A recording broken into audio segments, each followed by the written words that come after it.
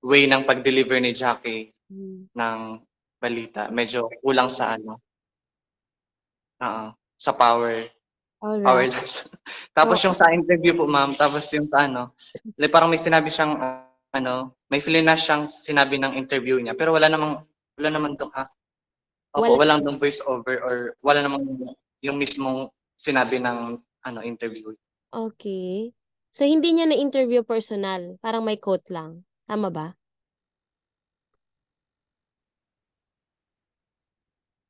Tama ba, Ralph? Possible po ata. Sige po. What else? Ayan, eto ba yon? Ang ina 'no, 'di ba? Oo. So, hindi niya parang siguro na-interview to tapos Yes po hindi ma'am. siya nag-voice over ng about doon sa sinasabi. Oo. So, dapat included din yun sa voice over. Yes What po. else? Yan. So, parehas ang pagkaano, no? So, nakikita din natin na may... Thank you, Ralph. Meron pa ba, Ralph? May... Ayan. So, may effects na ginagamit doon sa, ano, sa reporting. Para na may nag-message. Meron ba? Yun. What else? Sino pa ang gusto mag-share? Yan. So, sabi ni Ralph, dagdag, ano dagdag power. Jack, para mas... Ayun, nakita yung CapCut. May CapCut pala. What else? Sino pa? May gusto mag-share? Alright, ako, dito sa part ng, ano, ng presentation, sa una, di ba, headline muna si Anchor na, eto, ulitin natin. Para mas ma-highlight, kasi ito yung, ano ko, pinaka napansin ko dito sa storya. Ayan, dito. Balik tayo doon sa naging headline ni Anchor, tapos pasok na si reporter. Ang Bicol University Tobacco at Bicol University College of Science ang siyang muling naglaro. BU Kalan Men's Football Team bigong nakapasok sa quarterfinals. Ayan, so sabi niya, BU blah blah blah, bigong nakapasok sa quarterfinals din, papasok si reporter. Babalita, Jacqueline Rentillo. Ang Bukal Men's Football Team bigong nakapasok sa quarter. Ayun. So doon po, ito yung headline ng reporter, tapos yung pasok niya, tawag natin dito, ano, live spiel, doon sa event area. Parang pagpalagay natin na live kasi nagko-cover siya kahit na after na to, no? Parang ginawa na lang ng paraan na doon na lang sa compound ng Bicol University. Parehas yung context ng sinabi ni Anchor sa lead, tapos dito sa spill niya. So kapag mag-i-spill tayo, make sure po na hindi siya inulit lang doon sa sinabi ng Anchor na ano natin, na headline. So it may be about since kunwari nasa live yan, na maingay, naging mainit ang laban, tapos pagpasok ng recorded, doon pa lang yung lead ng istorya. 'Di ba po, may parts tayo, baka medyo nalilito kayo, no? Tatawagin ng anchor si reporter. Tapos pagpasok ng reporter, eto na nakatayo si Jack, ang tawag natin dyan, nag-spill siya. Pero hindi pa po yan yung lead minsan. Kasi pagpasok niya, may lead pa yun eh. Tingnan natin kung may pagkakasulat ng lead or just a continuation of the spiel. Tingnan natin. Finals matapos matalas ng kanilang mga laro-laro kontra Buseng na may kumpas na 8-0 naglanap sa Bicol University Sports Complex noong October 26, 2023. Tingnan ang pagkatalo ng Bukal Men's Football Team kontra Buseng ayon sa kanilang team captain na si Raymond Caputila.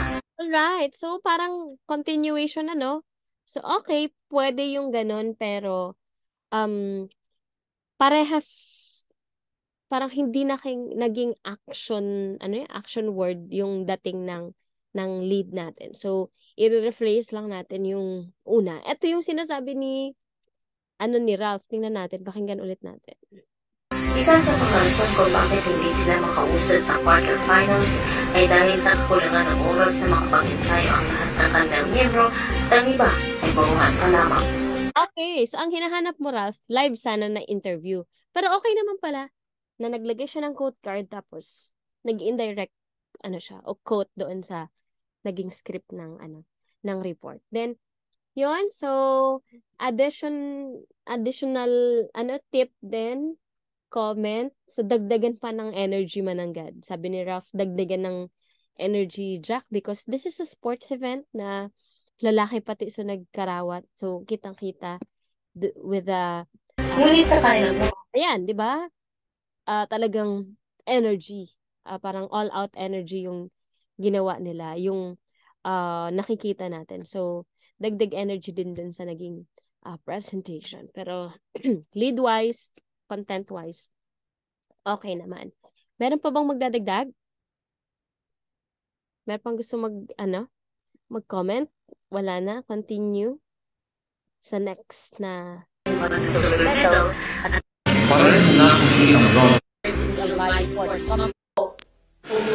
Pagalingan sa pagsayaw at palabasan ng angking galing ang ipinakita ng mga kalahok mula sa iba't ibang kolehiyo ng Bicol University sa ginanap na dance sports competition sa Daraga Bagong Bayan Covered Court noong ika-26 ng Oktubre ng taunang Bio Olympics 2023. Pareho na ang bronze medal nila Angelica Natulog at Mark Lorenzo Olay pambato sa lahat category. Maging sina Zairi Sakayan at Jay Gianan na pambato naman ang standard category na mga representante ng Kolehiyo ng Arte at Letra para sa parehong nabanggit na kategorya gamit ang malaromantikong sayaw at maladikit katawang intayo, kasabay ang malagkit na tingin sa mga kurado at manood na siyang nagpanalo sa mga ito. Hindi nagpatinag sa pagintayo ang mga ito, suot ang kulay ubing women's dance sports dress na may makikinang na pilak na bato ni na Angelica at Zaira Lee. Perfect combination na kulay puti at itim ni Jay at purong kulay itim naman ni Marco na siyang nagbigay extra look at komplementasyon sa kanilang mga katambal. Ayon kay Angelica, ikawat ng kal na kalahok para sa Latin category, kahit tapos man sila sa pag-iensayo, ginawa pa rin nila ang kanilang makakaya upang mag-uwi ng titulo. Pag may time po kami, pinapractice namin po yung mga routines namin. Even though may mga ginagawa po kami, like midterm po, di ba? May ginagawa namin po yun. Ngayon po, I feel happy po kasi nasa top 3 po ang bukal ngayon. Samantala, nakapasok rin ang ilang mga pambato mula sa iba't ibang kolehiyo para sa Latin category, kasama ang College of Engineering at Institute of Physical Education, Sports and Recreation o IPESR, habang sa standard category naman ay ang mga pambato mula sa College of Business Economics and Management at IPESR. Tunay na sumasagisag sa pagiging magaling at talentado ang iniuwing parangal ng mga pambato ng Kolehiyo ng Arte at Letra, lalo na sa larangan ng pagsasayaw. Ako si Adrian Biago para sa Bicol Daily News. Alright, so that is the report of Adrian Biago, and we know Adrian Biago. Oy, buti na lang nagpahinga ka, Adrian, hindi ka nag-anchor. Kaya, wow! Thank you, Lord. At binigyan Yes po, ma'am. Kasi po, ma'am, naglaro po ako, ma'am. binigyan ng chance si Fern. Kaya pala, nakita na natin kung gaan ka-powerful ng voice ni Adrian, di ba? This time, si Fern naman. So, highlight of the report of Adrian, ako nagustuhan ko yung description. Doon sa damit nila, sa mga yung nakita natin yung mga video talaga na sumasayaw na sila, no? Tapos since hindi kami naka-attend doon, anong suot nila, dadagdagan na lang kung ano yung mga winning steps, Adrian. So tayo kapag magko-cover tayo ng event, sabi natin, kapag journalist ka, kapag nasa media ka, you should be all knowing. So for example, I'll be covering the Senate hearing, dapat alam ko yung parliamentary rules. Alam ko kung ano ang issue. Say, for example, about sa confidential fund. Ano ang sinasabi ng batas about confidential fund? Kailangan ba siyang i-audit? Blah, blah, blah. So, ang ordinaryong tao, hindi naman alam yan, di ba? So, kapag magko-cover ka, bago ka mag-cover, pag-aaralan mo muna. So, this time, since dance sports is one of the different sports events, doon sa BU Olympics, kailangan mo ring pag-aralan. Paano nananalo? Anong mga magandang steps kapag ganito ba yung combination? Paano ba? Anong klase mga sayaw? So, dadagdag mo yun, Adrian. Kasi parang hindi ko narinig na sinabi doon sa report na anong klase sayaw ba ang present nila. 'Di ba? So, pwede. Then, yung binabanggit ko din kanina na kapag magko-quote ka, ayon kay blah blah blah, indirect quote mo. 'Di ba nagawa yun doon sa naging report na sabi ni reporter sa VO, ginawa ang makakaya upang makamit ang titulo. Then, pagpasok ng SOT natin, ng interview doon sa babaeng in-interview, iba yung sinabi niya na words, 'di ba? Para hindi maging redundant. So, maganda yun. Then, siguro need improvement. Areas that need improvement, yung layout din, ay yung editing din, no? Nag-fade ulit yung, natin, yung picture, then may mga video. Anyone else na gusto mag-share, magdagdag ng comments? Bem! Ayan si Bem. Yes, Bem. Our, MVP. Di ba, Bem? Bem? Di ba? Yes po, ano po yun, ma'am? Sige, anong madadagdag mong comments about sa report ni Adrian? Same man lang as, ma'am, sa sinabi mo po na yung report ni ma'am is, yung voice, napaka-powerful ng voice ni Adrian. Then, about naman po dun sa angle ng report is, tugma naman po sa, which is, sa kanyang sports event. Then, all in all, maganda po. Alright. Oh, 'di ba? Alam natin kung paano magpilantik ang kamay ni Adrian. Tama, Bem. Bagay na bagay ang report. Thank Wala you. po, ma'am. Yeah, ma'am. Next report tayo. Biyoseng ng mula sa Karatido Olympics 2023. Nasa linya, Isabel Gomez. Yan ang kumbaga ng Pilipinas na mataas sa Pilipinas ng paraan sa paraan ito ng University College sa ginilawang Olympics ng Olympiads. Solid na lang, kumana din nila sa UCS Nakakagdalahan siya ng parangal ang Buseng sa overall tally ng Karatido na may 5 gold, 2 silver at 2 bronze. Isa sa mga kalahok ng Karatido ay ang Buseng student na si Vinci Shoa Batalier, ang nakasangkot ng gintong parangal sa community sa 70 kg and above category. Ayon kay Batalier, overall ang kanyang naramdaman at hindi niya inaasahan na makukuha niya ang gintong parangal dahil umano martial arts ang kanyang sport at hindi Karatido. It's very overwhelming na inalo ko like this kind of competition. Kasi hindi ko naman na-expect kasi ilang years na ako nag-train and iba yung martial arts, iba yung art ko, hindi man Karate. Dagdag pa nito, disiplina sa sarili at kontrol sa katawan ang kailangan sa paglalaro ng Karatido.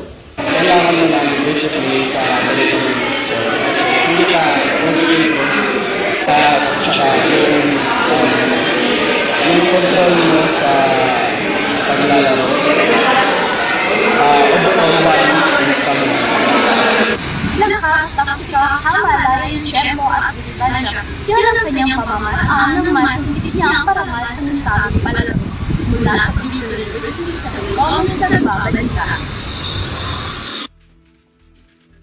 Alright, diba? Yung may audio ba? Narinig po ba yung report? Parang naka-off pala yung mic. Walang audio po, madam. Ay, oh my God. Wait, ulitin natin. Na-off ko pala yung mic. Ng mula sa Karatido Olympics 2023. Nasa linya, Isabel Gomez. Yan ang kumbaga ng Pilipinas na mataas sa Pilipinas ng paraan sa paraan ito ng University College sa ginilawang Olympics ng Olympiads. Solid na lang, kumana din nila sa UCS Nakakagdalahan siya ng parangal ang Buseng sa overall tally ng Karatido na may 5 gold, 2 silver at 2 bronze. Isa sa mga kalahok ng Karatido ay ang Buseng student na si Vinci Shoa Batalier, ang nakasangkot ng gintong parangal sa community sa 70 kg and above category. Ayon kay Batalier, overall ang kanyang naramdaman at hindi niya inaasahan na makukuha niya ang gintong parangal dahil umano martial arts ang kanyang sport at hindi Karatido. It's very overwhelming na inalo ko like this kind of competition. Kasi hindi ko naman na-expect kasi ilang years na ako nag-train and iba yung part ko, hindi lang karate. Dagdag pa nito, disiplina sa sarili at kontrol sa katawan ang kailangan sa paglalaro ng karate do. Kailangan mo ng discipline sa ganitong sport kasi hindi ka mag-improve. Tsaka yung control mo sa paglalaro.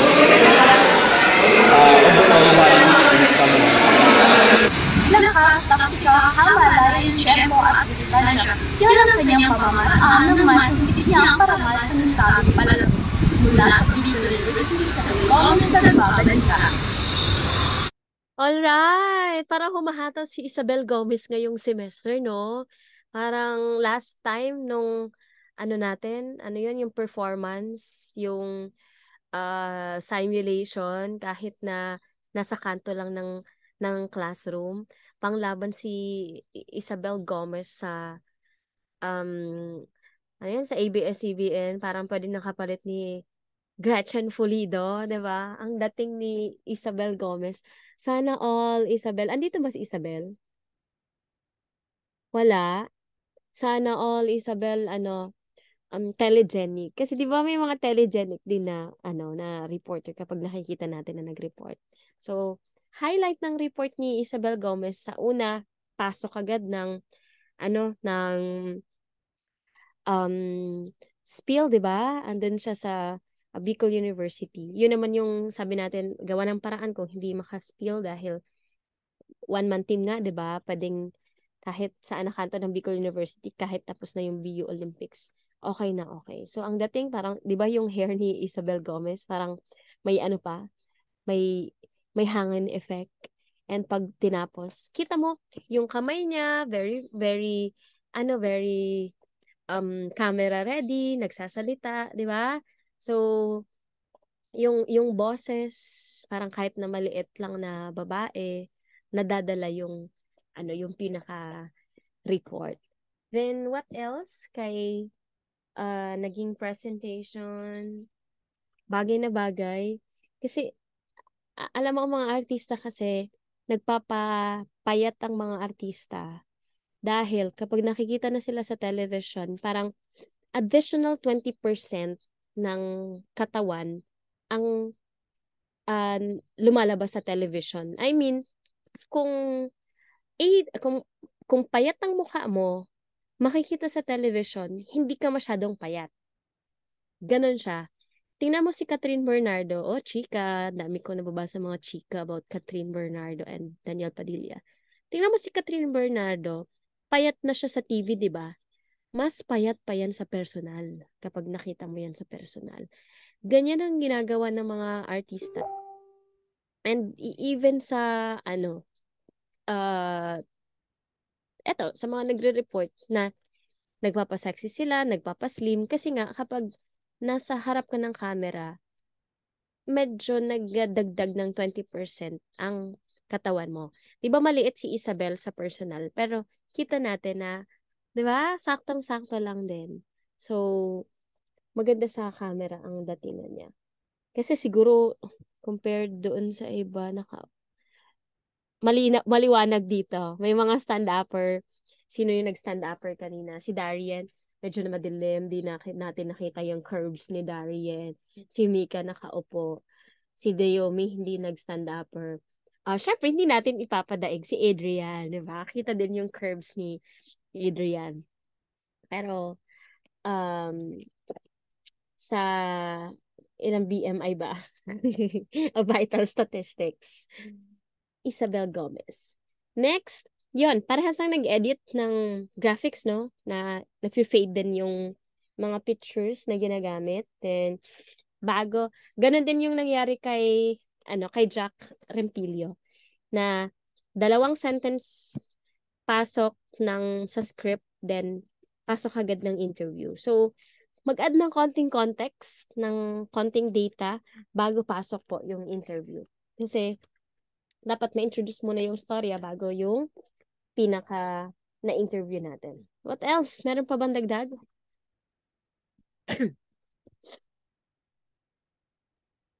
Meron pa bang gusto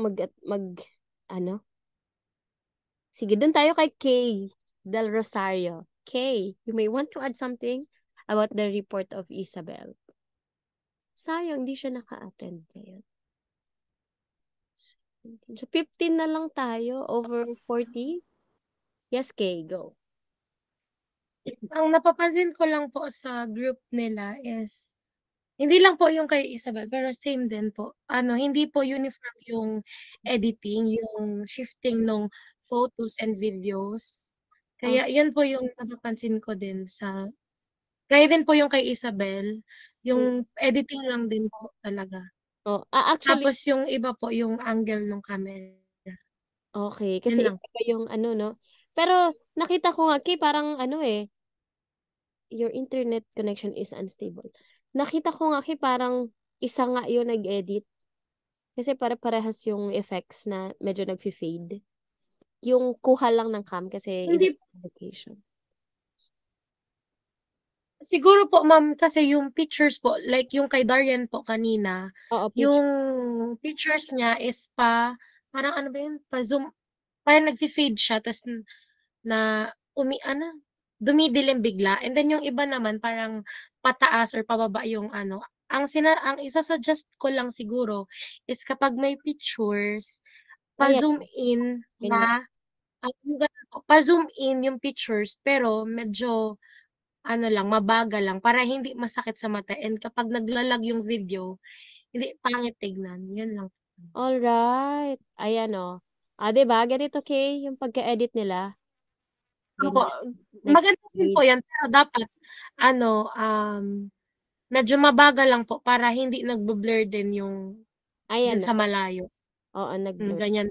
Oo, pero sa editing ng news, pwedeng palitan natin ng effects. We discourage this siguro effects kasi nga yun, nag-fade siya. Yes po. Parang nagiging creative editing. What else? Meron pa ba? Dito na tayo sa last na presentation. Last na story pa. Isa sa mga kalahok ng karate. Ang gintong pagkilala sa Arnis Competition. Nakatutok, Yanisel Villeras. Nagpasiklab ang mga manlalaro mula sa Institute of Physical Education, Sports and Recreation o IPSR sa Arnis Competition matapos humakot at makapagtala ng kabuuang 31 gintong parangal sa nasabing laro. Palakpakan at hiyawan. Ito ang ilan sa mga eksenang maririnig sa Bicol University College of Science Function Hall bilang pagsuporta ng mga kapwa-estudyante sa mga representante ng IPSR na lumahok sa naganap na laban ng Arnis nito lamang Biyernes, Oktubre 27. Sa unang laban pa lamang ay pinamalas na ng mga pambato ng IPSR sa Women Featherweight category ang kanilang taglay na liksi at koordinasyon dahilan upang iliklarang kampyon si Rica de Guzman. Naging mainit naman ang laban pagdating sa men category kung saan nakapagtala ng 7 gintong pagkilala ang kupunan. Ayon kay Rafael Siso, isa sa mga manlalarong nagkampiyon, lubos ang kanyang kagalakan na mairepresenta ang IPSR sapagkat ito ang nakikita niyang daan upang mas mapatatag pa ang pundasyon ng tinaguriang Home of the Champions Campus ng Bicol University. Sa kabila ng mga parangal, binigyang pansin pa rin ni Siso ang kahalagahan ng pagtataglay ng disiplina sa sarili ng isang manlalaro. Yung disiplina talaga sa sarili. Kasi aanin mo yung skills mo kung wala kang disiplina sa sarili. Samantala, nagkamit ng kabuuang 4 na pilak at isang tansong pagkilala sa anyo at combative round ang nasabing kupunan. Pagkatapos ng Day Olympics, pinararamdaan naman ng Arnis team ang laban upang i-representa at ibandera ang galing ng pamantasan ng Bicol sa darating Sea Fighting Tournament sa Marikina sa darating na Nobyembre 4 at 5. Ito si Yanisel Villeras para sa Bicol Daily News. Alright! So parang habang tumatagal, ang dami nating nadidiscover na mga bagong reporters na nagpapakitang gilas. This one is one of the best reports din from the group and from the block. Andito ba si Yanisel? Parang wala si Yanisel, di ba? ang ganda ng boses ni Yanisel, lalo na doon sa voice-over. Siguro dahil maganda dating bilog ang boses ni Yanisel, and maganda yung location na ano niya, na pinag-stayhan niya nung nagre-record. Of course, if you compare the voice-over to the spiel, syempre basag yung spiel kasi walang ano, 'di ba? Walang microphone. Ano lang, cellphone yung gamit, and then open space yung doon sa lugar. Pero 'di ba, parang sa introduction ni Yanisel doon sa spiel niya, smiling face, 'di ba? Balikan ko. Ang ganda ng pasok ni Yanisel dahil syempre good parang good mood yung dating ng storya. So you also have to portray yourself as one of the spectators na na-enjoy yung laban, di ba? Ayan, tingnan natin ulit. Di ba? Nakasmile si Yanisel with matching hands na project ang katawan habang nagre-report. And then, ano ba yun, naka-ID ba kayo na na Bicol Daily News? Naputo lang. And then, what else? Ano pa ang naisulat ko kay Yanisel? Sobrang bilog ng boses, and maganda yung yung pagka-edit ng video with the script also, na sa unang part, diba, palakpakan at hiyawan. Yung parang sinasabi ni Johanna na report ni, sino yung nag-report kanina? Ni Mary, na may SOT na muna bago yung script. So, palakpakan at hiyawan kasabay ng SOT. Tapos, may part na ipapakita niya yung video na naglalaban ng arnis. May pause yung VO. Pwede naman po yun. Then, pasok dito, nag-indirect quote muna siya. Tapos, quote. Then, pansin nyo, iba yung editing nito. Dahil siya nag-blur. No effects yung ginamit doon sa slideshow ng report. So, mas clear. Dahil nawara, dahil nag-fade. So, audio. Alright? Meron pa bang comments? Sino pang hindi natin na dito? Froylans! Hi, Froy. Sige, dagdag lang, data Froy. Froy.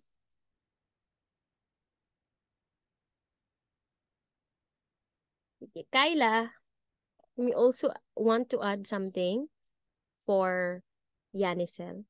Maririnig to ni Yanisel kasi nag-record ulit po ako via Zoom. I'll be posting the video. Hoy, andyan na si Josan. Sige po, meron pa ba na magdadagdag?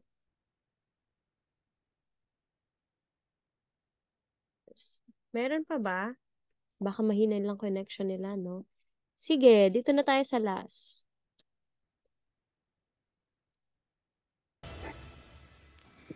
Nadepensahan ang korona ng kanilang kolehiyo at itinanghal sa Judge Philip Pangan ng College of Medicine at Angela Cherry Santino ng College of Social Science and Philosophy bilang mukha ng Mr. and Miss Bicol University 2023 na ginanap sa Albay Astrodome noong Nobyembre 10 taong kasalukuyan.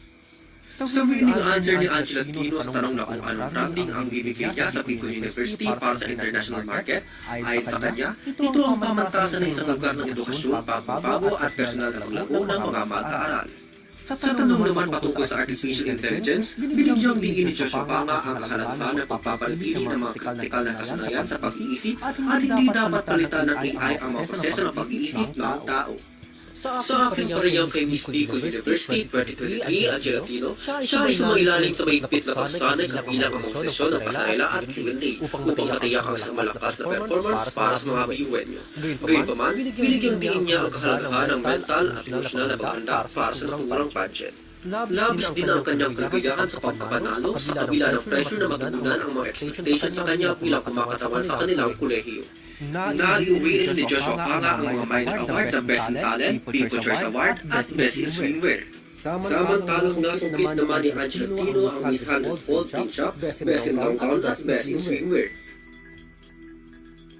Matatanda ang noong nakaraang taon, nasungkit na Joseph Cedric Juana ng BUCM at Rian Mary Zapata ng BUC-SSP ang titulong MMBU 2022. Alright, so that was the final report and sobrang ganda ng pagkakasunod-sunod ng mga storya from heavy story hanggang sa light mood na of course we ended the celebration of Bicol University Olympics with a pageant, 'di ba? Andyan ba si Resil? Kanina andito si Resil, 'di ba? Sino yung kagrupo ni Resil? Gov? Sino kagrup ni Resil? Baka pwedeng tingnan ni Resil, ang i-focus, ang storya na lang ni Resil, yung pageant, balikan na lang sa mga posts and other videos. Kasi yung storya niya, Gov, andyan ba si Gov? Opo, ma'am. Gov, sino kagrup niya?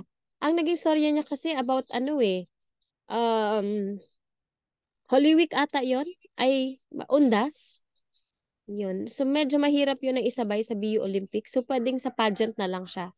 Kahit hindi na cover na live, 'di ba? Tingnan mo si Fern nakagawa naman ng storya kahit hindi naka-cover ng event. So pwedeng yun na lang gawang ibigay mo na storya kay Resil, yun yung gawa mo ng storya. Kaya po? Opo, ma'am. Alright. So sa storya ni Fern, balik tayo doon sa sa naging presentation. 'Di ba? Not the typical story na kinoronahan bilang blah blah blah, 'di ba? Ang ganda ng lead na depensahan. 'Di ba? So ibig sabihin, parang medyo nalito lang ako sa term ng nadepensahan. Siguro ang minimin mo back to back, 'di ba? Parang hindi na tanggal sa kanila yung corona sa CSSP, parang sila pa rin yung nagkamit ng titulo na Miss Bicol University. So, not the typical story na kinoronahan bilang blah blah blah. Pero, dun siya sa pinaka-angulo na, okay, so last year nanalo sa SSP, ngayon na-maintain nila yung trono. Then, what else? Tatanggalin na lang yung mga halos narinig din natin sa mga unang reports na ayon sa ating panayam, tanggalin na lang po yon. Ayon kay, direktang pangalan na lang. Then, yung mga pictures, we understand that they are downloaded from other posts. Pwedeng padigdag ng courtesy kung kanino. Then, tatanggalin na yung sa likod na background na Bicol Daily News. Diba? Balikan ko po. Kasi parang may background na Bicol Daily News dito. Ayan o. So, kapag piniplay siya, then hindi pantay-pantay yung yung quote card, no? Yung layout ng cards, may mga maliit, may mga malaki. Ayan, eto, nakikita sa BU, ayan o. Gumagalaw, tapos nakikita sa likod yung logo ng Bicol Daily News. You can remove that. Alright! 7 minutes before 3 p.m., ilan ang attendees natin? We have 17 attendees. Yun! Tapos na tayo sa unang grupo ng presenters for the midterm presentation. Siguro yung next group na dalawa sa na lang natin, no? Sa in-person meeting lang natin by next week para marinig ng iba. And ang konti lang din kasi yung attendees ngayon and we already consumed almost 2 hours for this Google Meet. I still have something to post via Google Classroom for an asynchronous activity and research. May I just ask, kasi napansin ko doon sa dalawang presentation, nag-e-echo. Gov, sa inyo din nag-echo. Yung una, parang kina Erickson ba yun? Nag-echo. Nata ito nag-e-echo po. Actually, ma'am, nakailang ulit po pag live sila, Kay. Pero po, ganun po talaga yung lumalabas. Kaso ang problema po, baka sa connection po, ma'am, sa internet. Pero may isang hindi nag-echo. May napanood ako na hindi nag-echo.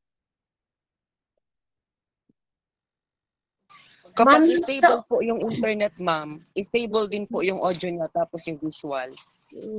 Kaya pala. Same na tao yung nag-air nun? Yes, okay. Hindi man po, ma'am.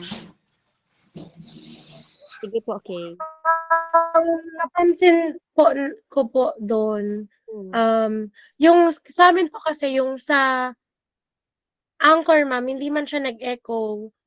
Pero Oo. yung dun sa video na parang saved na, yun siya. Oo. Kasi po, hindi ko po alam, hindi ko po na-figure out kung paano yun matanggal. Pero parang kasi pag nag-live ka ma'am, may audio din sa laptop and then sa ano, baka nag-e-echo din kasi naka-on yung audio sa laptop. Pero kasi pag in-off, mawawala din sa live. So hindi po namin na-figure out. Kaya Hmm. halos lahat po nag-e-echo. Pero Eh, yung sa amin po sa Anchor, hindi na po masyado. di ba live kamukha ni Fern and Naomi? Live kamukha ni, di ba?